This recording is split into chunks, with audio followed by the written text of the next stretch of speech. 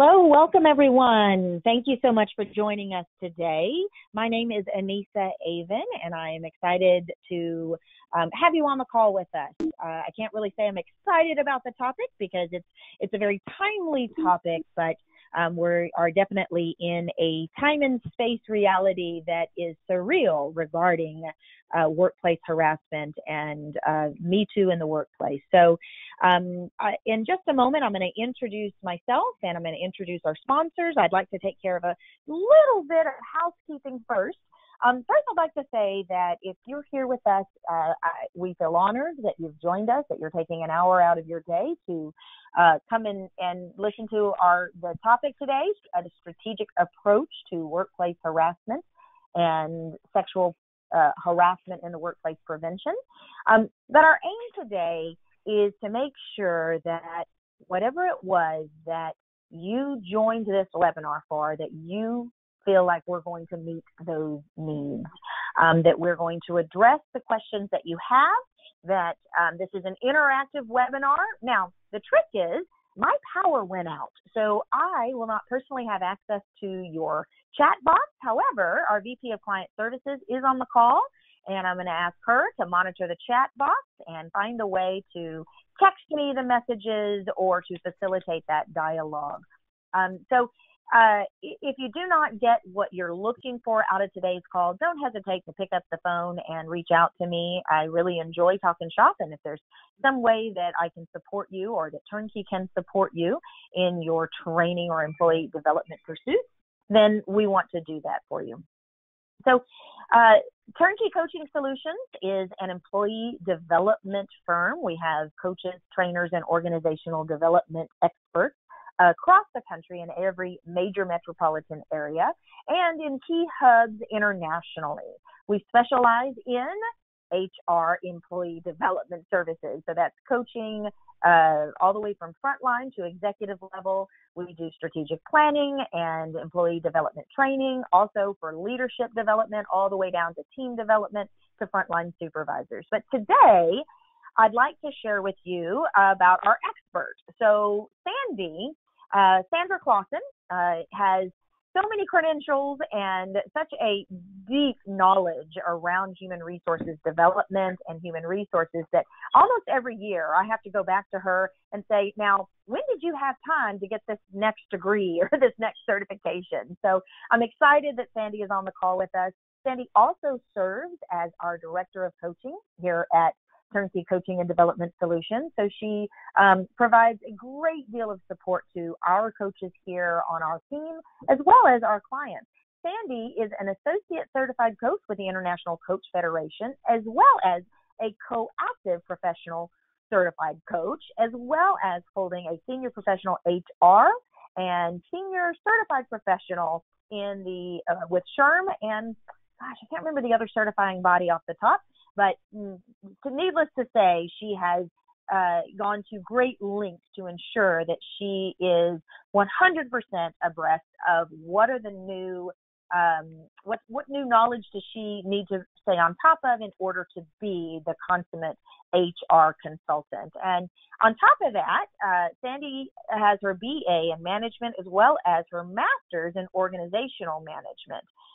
She is one of our favorite coaches that we work with here at Turnkey. Our clients have nothing but great things to say. And on top of that, she is very free with her advice and her consulting expertise. So, Sandy, was there anything that I left out that you'd like to introduce to folks? Oh, wow. That was pretty nice introduction, Anissa. Thank you so much. I don't know how to follow up with that.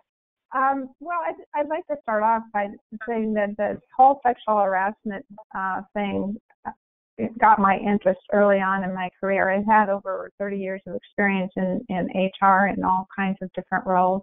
And very early in my career, one of my first roles in HR, I was pretty excited about the opportunity, and my boss called me into his office and he said, "Take off your clothes so I can see all of you." I was like, whoa, what's going on? And, I was a single parent with two small children that I was the sole supporter of. So I thought, well, this is just, I'll just pretend like he didn't say that. But it continued every time I went to his office. And certainly I needed the job, and I couldn't go to HR because he was the head of HR. So I quietly searched for another role. And then when I went in to resign, I let him know in uncertain terms exactly what I thought of his actions. And later on, I saw him in HR meetings, and he was pretty quiet. I doubt that he changed his behavior, but I know what it's like to have to keep quiet and really put up with it. So, this is a really good thing. Some of the things that are going on right now, I'm really pleased to see it. But that really pulled me into HR early on in my career, and I've certainly been involved with it throughout my entire career. So it's interesting that it's suddenly in the forefront again, and that's really a good thing. So I agree. I think that as you're proceeding, I know that there are many folks on the call. One of the reasons why, yes, it's a timely topic, and we know that there will be a number of firms that are putting forth their spin on best practices in preparing for Me Too in the workplace. And that was one of the pieces why we had a number of clients who inquired if we had programs or training options for this. And part of that, Sandy, came from the research that you did regarding that the typical training, as the most recent report, the special report with the EEOC, it indicated that a lot of the training that has transpired up until now, even the training that has met compliance or state requirements, has been insufficient. And what we're hoping to delve into today are the strategies to move beyond check the box, we actually did what the state says we have to do, and into that which will not only be in compliance, but support cultural change from a tolerance that is insufficient, that is now no longer matching the tolerance of the victims of harassment. Would you say that's a fair assessment? Yes, but I also want to add that I've put in some very basic information because I wasn't certain what the knowledge was. And there's so much going on out there that I want to get back to the basics and say, what is real and what's going on right now? How does it affect the actual laws? What's right? What's wrong? So if you're, just bear with me with some of the basics, because there's a lot of questions going on right now about what's really happening. But, we really are in the throes of a workplace cultural upheaval. I mean, it's kind of amazing how that's happening right now. And as we know, the Time magazine had the Silence Breakers as a 2017 Person of the Year. So a lot of people are jumping on the bandwagon. And the hashtag #MeToo got it in front of all the countries. There are 85 countries now involved in this. Wow. So, today we're going to talk about, again, going back to some of the basics. What is harassment? And has it increased in the workplace, or is it just our tolerance level that has shifted? Have the laws changed, and how do we stay ahead of this avalanche? I'd like to start with a poll. Are you seeing more or about the same or fewer sexual harassment complaints in the workplace? So you could take a minute to just respond to this. So the poll is now in the progress. So folks, if you're on the call, you should be seeing on your screen the ability to answer one of those questions. And here momentarily, David will share with us some of those results. But what we're finding with our clients is not necessarily more complaints already, but a heightened level of awareness. And that some of in particular the HR clients that we work with, are hyper aware of some managers and some other potential leaders or employees that have had past complaints that have not been resolved. And so HR folks are beginning to want to do something proactively. So in fact, the poll is in front of us now, and 1 out of 4 are actually seeing an increase. There's more complaints now than before. Almost 50% are seeing about the same, and then 10%, about 30%, which is the remaining, are seeing either fewer or not sure how many complaints just yet. But I think that is telling that 1 out of 4 almost are seeing more already.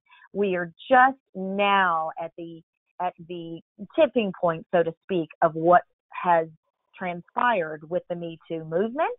And we are just now beginning to see individuals who, one of two things. One, in the past have not had the courage to step up and file or complain to HR, or two, and we're going to talk a little bit about that. What exactly do you do with those who cry wolf in hopes of a grand payday? As well as, what do you do when people are falsely accused and in fact they're not guilty, and some companies are, with a zero tolerance, are over responding? So I think that poll was pretty telling. We've got 50% about the same, and about 1 out of 4 that are already seeing more complaints. All right, moving on. So the complaint history, and this is just brand new information. In 2017, the EEOC investigated, I'm having a hard time seeing this a second, 99,109 cases of discrimination and harassment, and there was $484 million that was paid out. Now, this is a 16,000 case increase and 136 million payout increase from 2016. And the trend in the courts is implementation and enforcement. It's not just okay any longer to have an anti-harassment policy. They want to see what you're doing about it. And then if you look over to the left, this information is from Australia. And interesting, it's a little bit different, but 49% of females reported being bullied and 50% of males. So just a data point, interesting. But you know what's interesting about that is I did the math, Sandy, and on average, just calculating based on the increase of complaints between 2016 and 17, the average cost to companies was $5,000 per complaint and as much as $85,000 when it reached the EEOC investigative desk. So when organizations are looking at the return on investment for not only being in compliance, but doing the work to further the integration, implementation, and adoption of the policies, as well as enforcement, the numbers, in fact, speak for themselves. Thanks, Anissa. So again, going back to the basics, defining harassment, and it's unwelcome action, communication, or conduct that mocks, demeans, puts down, disparages, or ridicules an employee. And this is something that can take place by the manager, a coworker, group of coworkers, vendor, customer, even a visitor to the workplace. So it's important to really pay attention. It's not just about the manager. It's about everyone in the workplace, and even the visitors that come in. So I'm being specific here because this is pretty specific information that we need to pay attention to. So harassment is a form of employment discrimination. And right now we're talking about all sorts of harassment, like racial, etc. So it's covered under the Title VII Act of 1964. So it's been around for quite some time. And then the AEDA, age discrimination of 67. And the disabilities of 1990. And the protected classes vary by state. And I think most companies have operations, or a lot of companies have operations in different states. So what I've always done, and most of my HR work has been done in California. So if you follow California law, you've pretty much got everything else covered. But they do definitely vary depending on your state. And if you're just located in one state, you want to take a look and see what those are. But some of the things that are covered are age, race, religion, national origin, sex or gender, gender identity, sexual orientation, physical or mental disability, color, pregnancy, genetic information, weight, just about everything. So, and harassment can be verbal, physical, sexual, even visual or cyber. So, it's really an interesting concept that you need to pay attention to. You know, honestly, what it really comes down to is just treating everyone in the workplace with dignity, honesty, and respect. I mean, if you're in doubt, that is the bottom line, and that's what should be happening anyway. So with that, I want to do another poll. So what workplace harassment programs does your organization currently have in place? This will kind of give me an idea of where this group is coming from. So one, I am going to launch the poll. There we go. We go. So folks, you're seeing on the screen the poll. Would love to hear your input.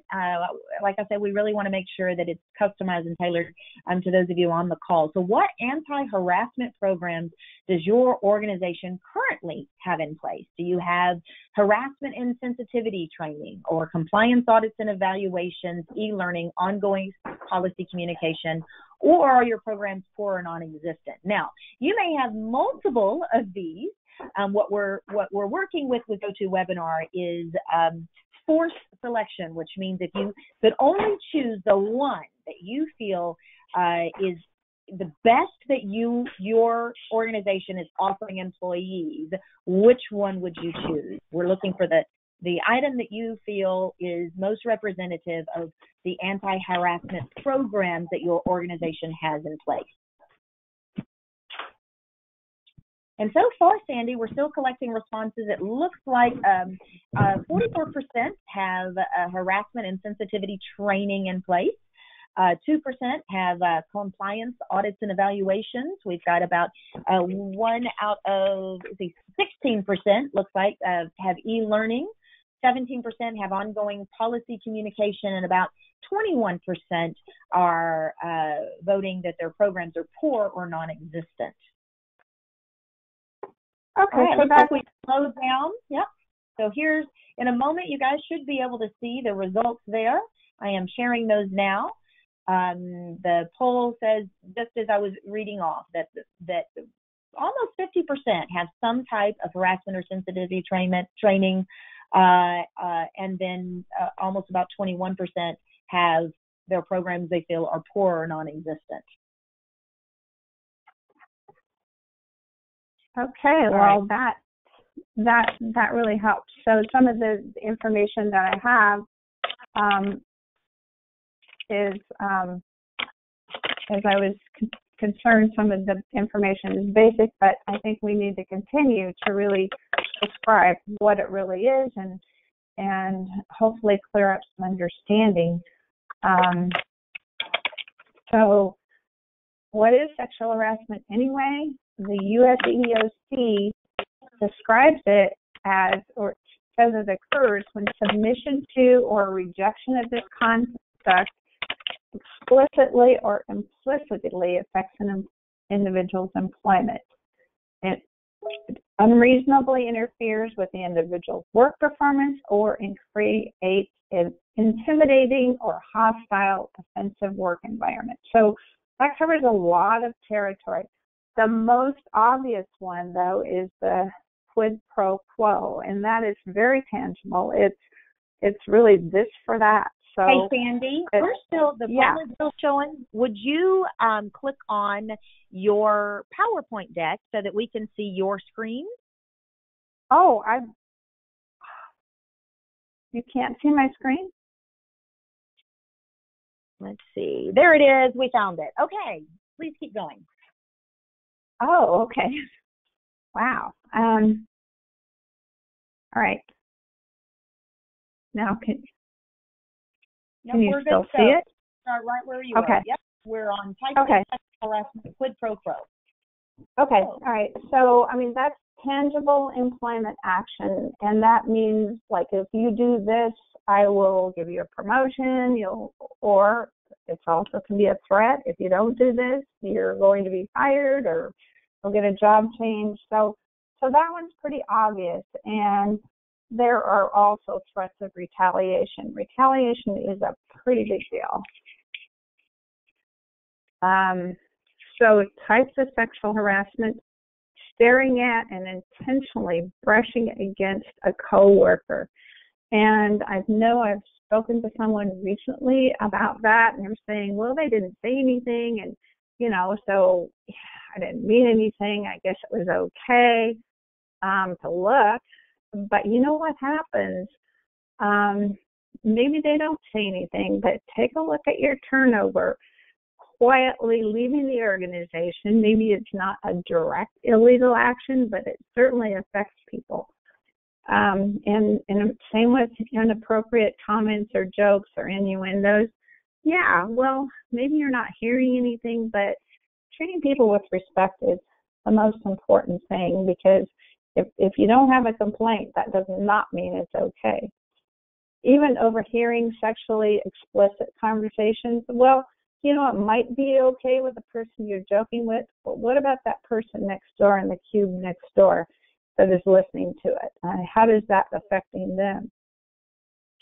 So the observer is really the victim as well.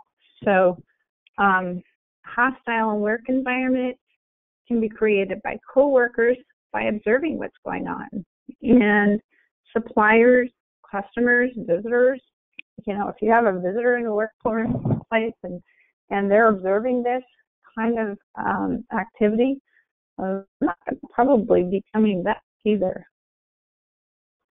So retaliation, that is one of the things. Hey, Sandy, I want to share with you one of the questions that have come in. Okay. Anthony, thank you for submitting your question. Anthony says, what do we do if certain groups of employees express a religious and or cultural objection to attending harassment training? For example, we have a large Hasidic Jewish population who objects strenuously to attending. Who don't want to attend? Is that what you're saying? Yes, they have a religious objection to attending a anti-sexual harassment or harassment training. Are you familiar with any response regarding that, especially in states where it's a requirement? I'm not familiar with that, and that's honestly the first time that it's come up. But in order to accommodate, what I would more than likely do is to just, maybe that person doesn't want to participate in the overall training, but you can certainly bring them in and have a conversation with them one-on-one and let them know that, what's okay and what's not okay. And, because it's going to help them if they're a victim, whether they're a potential victim, a witness. Obviously, this subject is very important to them, for them to have that sort of reaction. So I would bring them in and do a one-on-one. That's just. Well, I think that you're absolutely right.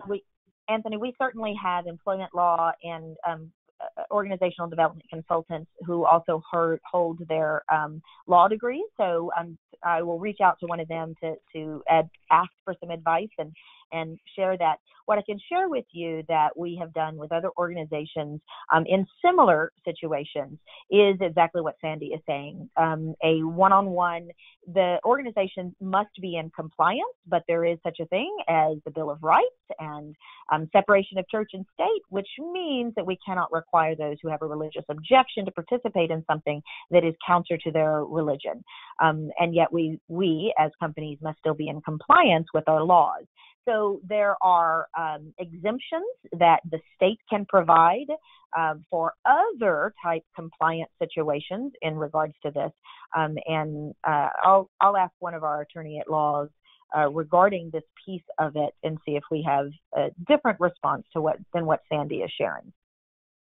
Well, and it's certainly part of the company policy and the handbook. So, I mean, they're still being held accountable, and I wouldn't be as concerned about the compliance as I would about the understanding, because maybe these same individuals could potentially be a victim, and they need to know what's okay and not okay. And the most important thing in any of this is making sure that you document what you do.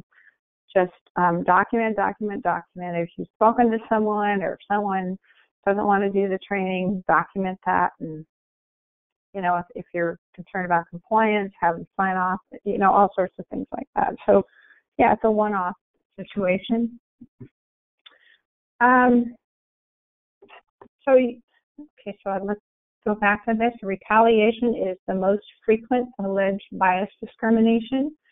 You need to take steps to ensure that there is no retaliation and test the reporting system regularly. So if you're going to do an investigation, you want to make sure that the individuals that come in with a complaint are very much aware of retaliation, that retaliation is not okay, and any of the witnesses as well. That's something that's up front. And it needs to be very confidential if at all possible. So has the tolerance shifted?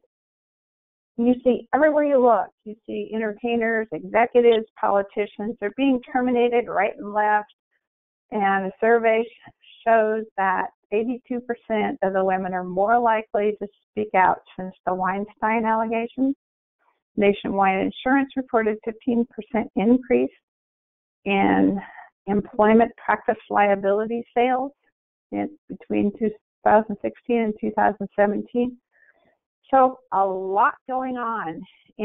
But I would really want to caution you against the zero tolerance, because it may force you to fire someone that, you know, pulled the trigger before you've really done an investigation. And that's not okay. And we still need to be concerned about wrongful termination, but we also want to treat people with, going back to the dignity, honesty, and respect, not just the victim, but the person who has been accused.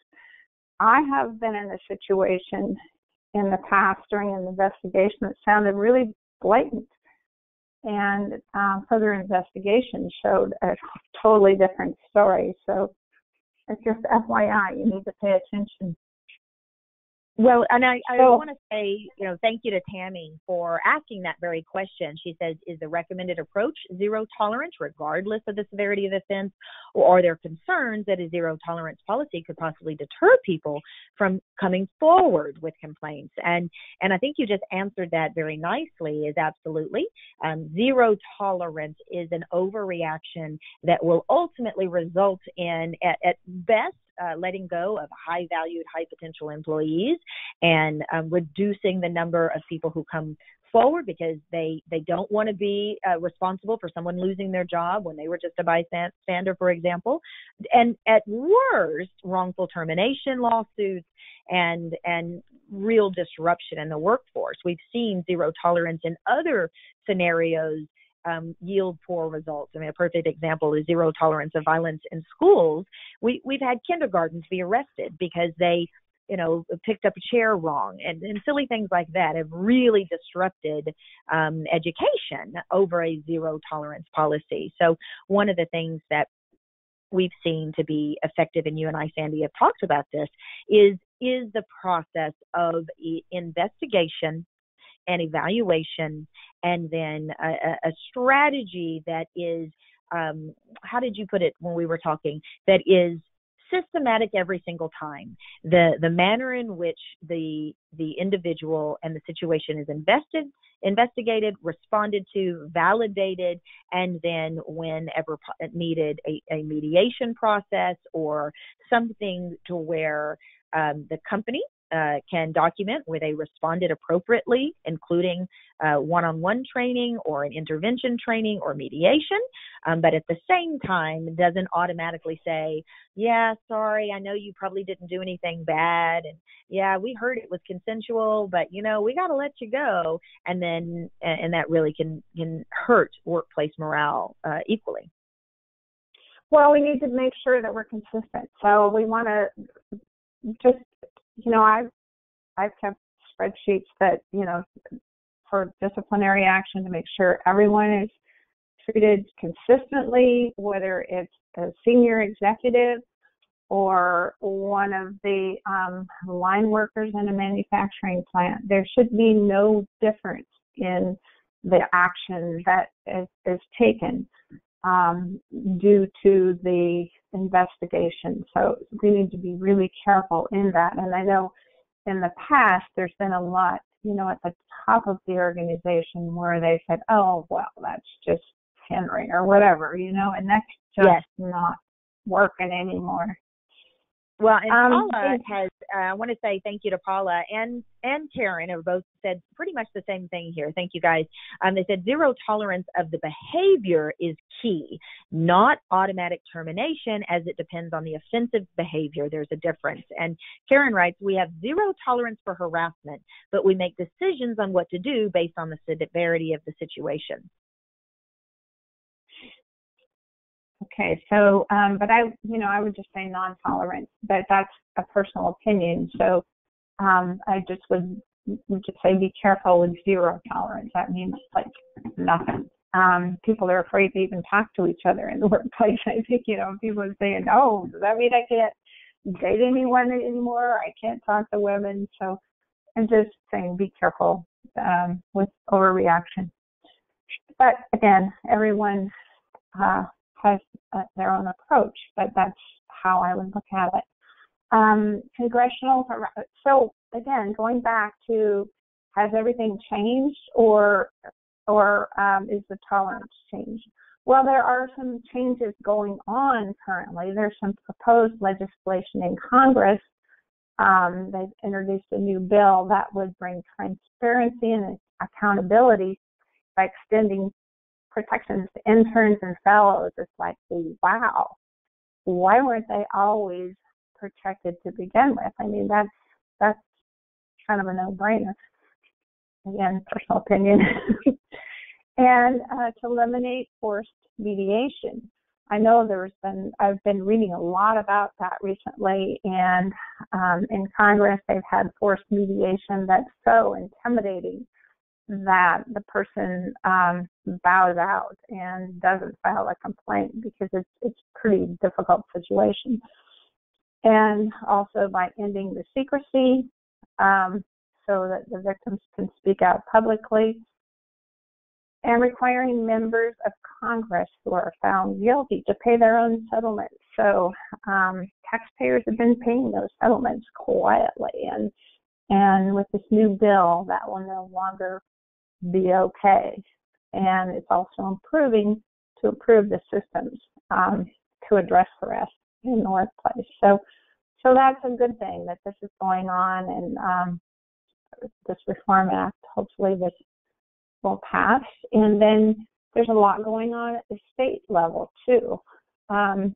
Arizona is pending legislation to void non-disclosure agreements signed by harassment victims. And California is pending a proposal to extend the statute of limitations and address non-disclosure agreements. Recently I read in the Wall Street Journal where one of the major companies has been settling the cases privately, taking care of it. People have been terminated or whatever, and people have come out and that's not, they're saying that's not okay. I want to be on the front page of the paper. I want to be heard. I don't, I don't really care if it's fixed or not. I just want to be heard. So again, be careful about jumping on that bandwagon. So what can we do if it's unwanted harassment? Well, we need to establish an organizational culture. That's what's really important. It starts at the very top. And we need to provide training to employees. So give employees permission to say, hey, this is not okay. And, it should be separate training from that of managers and bystanders. And the EOC just recently said that it's important to customize the training because training should be a little bit different in, say, a manufacturing company than a sales company, and just really have it customized for the particular organization. And making sure that people are held accountable, that's really important.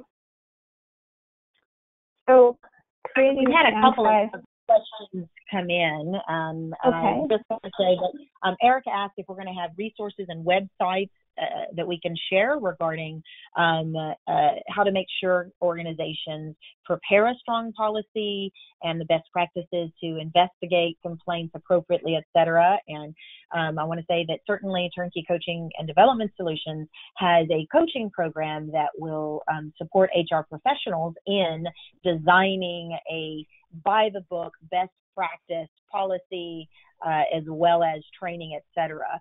Additionally, at the end of our webinar today, by tomorrow, we'll have the recording as well as a PDF of the deck, and we'll be sending out an email sharing with people how they can get a copy of that. Anthony writes, do you foresee federal law mandating harassment training for companies over a certain size? And then he goes on to write, I'm surprised that more states aren't requiring training. I believe currently the only states with the required trainings are Connecticut, California, and Maine. And as I understand it, right now, Arizona also has requirements, and that there are at least another 10% of the U.S. that are contemplating training requirements. I've read on whether or not there will be a federal law, and presently the consensus is that that's going to be left up to the individual states. I will say that the U.S. Bureau of Statistics, Labor and Statistics, though, did a research study and found that even the companies that say they provide anti-harassment training were providing, I think on average, less than 16 minutes per year of training, which is an example of even the organizations that have a formalized program.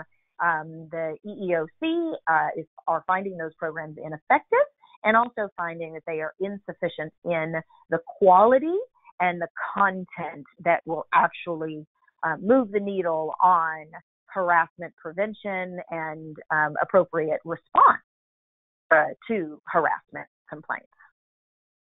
Well, and as I mentioned earlier, California has had in place for several years, actually, a requirement where you have 2 hours of training every 2 years for managers and supervisors, and for an employee, a new manager within 6 months.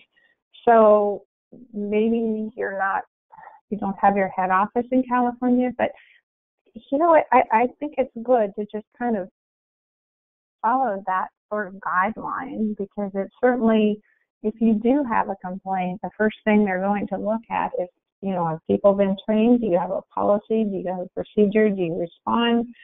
Those are things that they look at. But it's also just good business to make sure that you have a workforce that is comfortable and feels safe going to work every day. So organizational culture has the greatest impact, and it starts at the top. And over the years, that has really been where the buck stops, at the top of the organization. You really need to make sure that you, as an HR person, that you are supported by your CEO or your whole top management team in this process. You can't do it alone. And I've been really pleased to see recently in the news that CEOs have been taking this extremely seriously. In fact, some of them have been replaced that haven't done this, because even boards of directors have been suing companies for non-compliance. So it's people are paying attention, and they can't just use the word. Okay. No, that was just saying, yes, they are paying attention. And for HR professionals, the buck really will stop on them. And this is one of those strategic requirements that when an HR director is determining the strategic trajectory related to people development and culture development, there are very specific numbers regarding the return on investment of dealing with anti-harassment training and culture change. I happen to know, I spoke to a couple of folks who were inquiring into the webinar prior to registering, and one of their concerns was, well, we have some training, but more than the fact that we have training, we actually have more tolerance in our workplace culture than 2018 and beyond will allow. And some of that tolerance comes from the very top, and comes from a lack of understanding about what is considered harassment. A perfect example are workplace office jokes, or we had read a story, I think it was on BuzzFeed, about a group of employees who would make nursing sounds every time a female coworker would go in to use her breast pump because she had a newborn, and other situations, touching someone on the back, whether or not that is perceived as harassment. And it goes both ways. Men and women can feel harassed and make a complaint on harassment. And so I think one of the things that we're really wanting to stress is that if you have a training, do an HR or an employee survey that takes the temperature in an anonymous way, in an aggregate format where people can be honest regarding how they feel the workplace culture either tolerates or is complicit with harassment or sexual harassment. You're going to want that data in order to make a case for a stronger intervention regarding anti-harassment training. Now, once you have that data, a singular training, if you really have to change the culture, won't do the trick. That's where this piece that you're coming in right here about, Sandy, is commit to diverse culture of respect. Well, it's more than we're going to communicate that we are committed to a diverse culture of respect. It must come in over time. Culture change typically takes anywhere from 18 months to 3 years, and having a strategic approach to build on building blocks that establish new policies of enforcement and new policies of integrating the new values is going to be important for an HR professional to roll out in a very strategic and systematic way. You know, another thing that I'm very much aware of as an HR professional, oftentimes we don't get the attention on some of our projects that we bring to the CEO or the bosses, and this is your opportunity to shine, HR. This is something you can really take hold of and run with. There's a lot of attention being paid to it now, so step to the plate and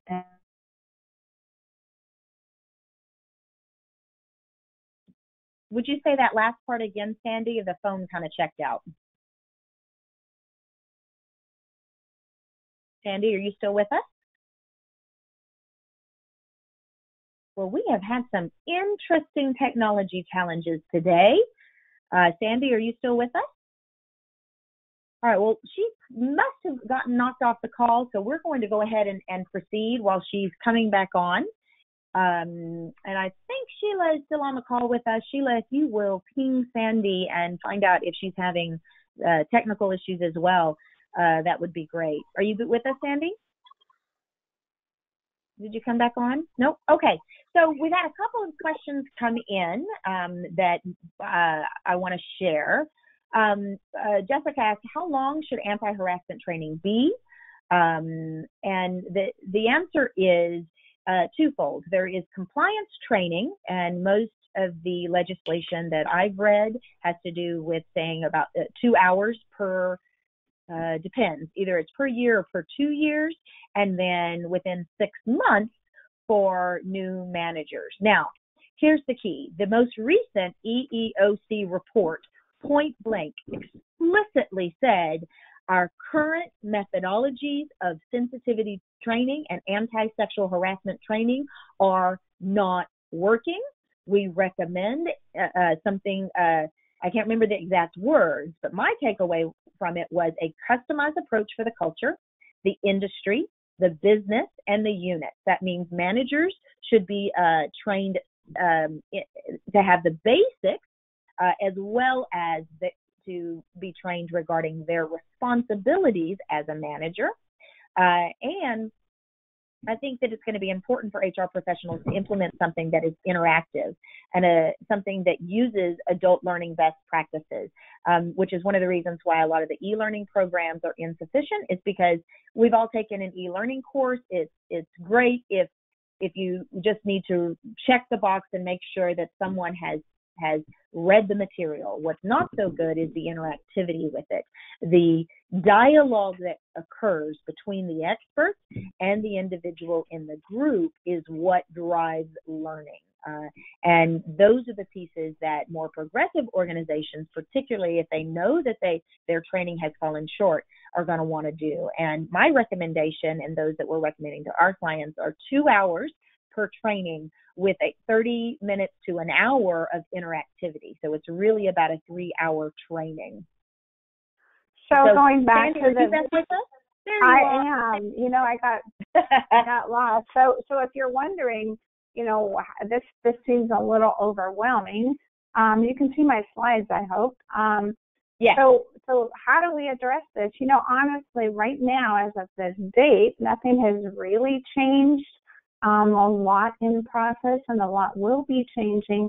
But going back to the very basics, you know, get your policy written. Make sure that it's in clear, simple words, and that however many languages that are represented in your workplace, make sure that everyone understands what your policy is. Social media considerations are really important, and you need to be very specific about what's okay and what's not okay. But more importantly, we need to make sure that there is a complaint filing process. So, you know, there needs to be more than one person. So it's the situation that I mentioned earlier. The HR person in my case was the harasser. So I should have had, or, you know, we need to have more than one place. Going to your direct supervisor, going to HR, going to the senior management. I would recommend that you have a team I've identified that represents several different areas, so that someone feels comfortable in going to different people. But, you know, make sure it's a very specific team, maybe 3 to 5 individuals that are available, that are very well trained, because it's very important when someone comes in with a complaint to not be judgmental and say, oh yeah, I wouldn't expect that of George. That's so unlike him. That's a judgmental statement. So it's more in line with, thank you for reporting that. Tell me more. Let me know what's going on. I will investigate this. So all of your reporting group needs to understand how to deal with it. And that's what the training is all about. And a big deal, I can't emphasize enough how important it is to cover the retaliation area, because that is so important that we don't retaliate against someone who has witnessed or someone who is filing the complaint. And whenever possible, I mean, people like to talk about it a lot, recently, but confidentiality is really important, protecting the victim and also the person who has been complained against, because you don't really know until you do an investigation what is really going on. And you need to have immediate and proportionate corrective action. Now, oftentimes what I have done is start with a suspension, whether or not, if the complaint is pretty grave, go with a suspension, paid or non-paid. It's entirely what you do in your organization, but take them out of the line of action until you get your investigation, and do it immediately, and provide ongoing communication. So when someone comes in with a complaint, say, okay, I'm going to be talking with these individuals who are your witnesses. I will keep you informed. If I need to let someone know, I will keep you in the loop as much as possible, and just keeping the confidentiality. So again, the policy must be communicated. Everyone needs to be trained. Employees need to know that it's okay to tell their manager that it's not okay the way they're acting. And maybe it's not illegal, but it's just not okay, and that's all right.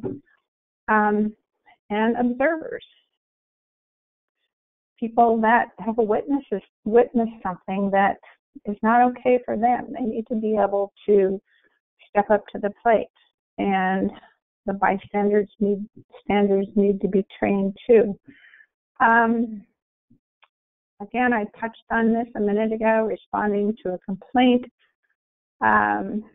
Just make sure that your investigators are well trained, and you're very consistent. You have a written policy and guidelines, and you're just very consistent in the investigation as well. You may even want to put together a very specific guideline for investigators. Needs to be prompt, proportionate to the severity of the infraction, and consistent, and it does not give the appearance of discrimination or being treated differently. I recommend that you do a risk assessment. I know we're getting short on time, so I'm sort of rushing through this. And Lisa, tell me when to stop. Yeah, you're doing great. We definitely want to honor everyone's time. I know that we asked for an hour. What we do know is that we have at least 24 questions that we're not going to get to today. However, we are committed to being of service. So what I'd like for those folks on the call, if your question has not been answered, we've got a couple of options. One, Sandy and I will get together after the call sometime this week, and we will go through line item by line item to answer your question, provide sort of an FAQ based on our experience and best practices regarding the research that we've come up with and what other organizations are doing. Two, if you know that you are investigating and evaluating training options, give me a call. I can be reached at 281-469-4244. All of our programs are customized, so that means that we're not going to be offering an off-the-shelf program, and yet our programs will include 100% compliance with current laws and those laws that we anticipate will be passed over the next year or so. We do have access to a number of research materials and resources that are sort of allowing us to see into the future. So one of the things I wanted to address was, if you're going to do internal harassment training, we want to make sure that you've got 5 modules, right, for your training. And you want to fit this into, like I said earlier, between 2 and 3 hours. So this is an example of our training. We have the first module is about just what are the laws, just bringing people up to speed about what's going on that is illegal in workplaces and what are the anti-harassment laws in each state. Module 2 is about determining what exactly is sexual harassment versus other forms of harassment. Naturally, anytime we have a groundswell or a pendulum swing to the opposite side, there will be many miscommunications, and many things that will be accused of harassment when in fact they are not harassment. And it's going to be up to each employee development department to establish a certain cultural acceptance of communication regarding what's considered harassment, what is not, and how to appropriately respond to that. Module 2 should be about reporting, encouraging not only those who feel like they are victims, but those who are bystanders. And then making sure that your managers know what reporting harassment looks like, as well as how to mediate and communicate regarding those employees that are impacted, including those that are just around the water cooler fostering the rumor mill. That's going to be very important. Module 4 is about restoring workplace harmony. What do you do after the fact, and how to cultivate a positive culture to where if there is a negative occurrence, someone in the organization that is fired, or someone that gets a complaint all the way to investigation and even what's the word I'm looking for? Remuneration? A lawsuit, winning a lawsuit, that an unfortunate event that we all want to avoid. Then it's going to be really important to address how to restore workplace harmony. Or even if there has been no lawsuit, harassment, that they still need to work together, right? I mean, even if it's been determined that it wasn't an issue specifically, it was just a misunderstanding, they still need to be able to work together.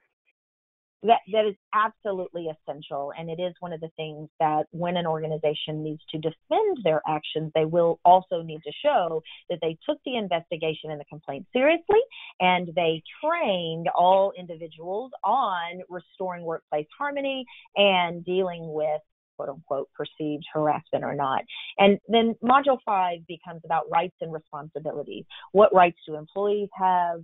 And what responsibilities do they have, whether as a victim, a manager, or a bystander, or someone that is just overhearing of a potential harassment situation. So what I would love to do is invite anyone that's on the call to one of our complimentary strategy sessions. We know that what we do is fairly customized. We do our very best to be to structure our programs to be. We always take key stakeholder input and cultural input into our training program. So although we'll start with a hybrid approach of best practices and the material that is in compliance with the current state laws, we will also ensure that it's customized to the point of the employee level, as well as the industry. And so that's pretty important. Our programs are also scalable. So on our site, you'll see a URL down at the bottom there called, this is just a bit link that we have, or a link shortened so that it's memorable. It's turnkeycoachingsolutions.net/harassment training. And however, Sandy, if you'll go to the next slide for me. I know that what we offer is not always a good fit for every organization. I also know that there's folks on the call who have the ability and competency to provide HR and anti-harassment training themselves. If we can support you with what we call our fast strategy session, helping organizations succeed by ensuring that they have the tools and the resources and the strategy they need is frankly one of the things that brings me joy. So our 60-minute agenda for a fast strategy session is simply to, one, identify your individual organization's change challenges. What's going on in the culture? What have you done? What's the gap between where you are to where you need to be? Number two, what are the solutions? Not every solution is going to be a good fit. So what are your solution options that will fit for an immediate resolution as well as a long-term strategy? And number three, what will come out of this 60-minute session is we're going to support you in defining 3 key actions. For one organization, that action may be as simple as taking a survey to see, do we really have an issue? For another organization, you've taken the survey, you know what's going on. Now you must lay out the financial case to do a cross-company training and pull people off of their work or their job in order to facilitate this. So we will support you, whether it's making the case or defining the individual low-hanging fruit actions. Our role is to support you in a strategy. And once we do that, if we end up being a great fit for you, that's fantastic. We would love to have that opportunity. My direct number to the office is 281-469-4244. And again, we're going to continue this next week by answering all the questions that have come in that I have not been able to get to today. But Sandy, any last thing that you want to make sure that we drive home today?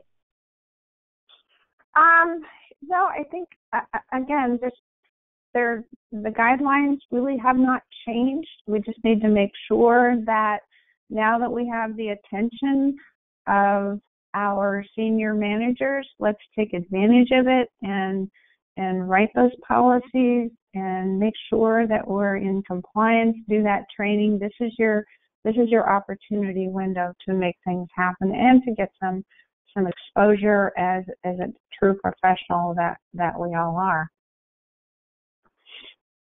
That sounds fantastic. So thank you, everyone, for being on the call. Sandy, really great job. I know that we wanted to get the basics today, and I really feel like we did that. I also know that this is a pretty big can of worms, and we want to answer the additional questions. So thank you, everyone, for being here. Do be in touch. Watch for an email from us with a few options regarding answering your questions as well as training options. We look forward to being of service. Thank you. Thank you. Have a great day.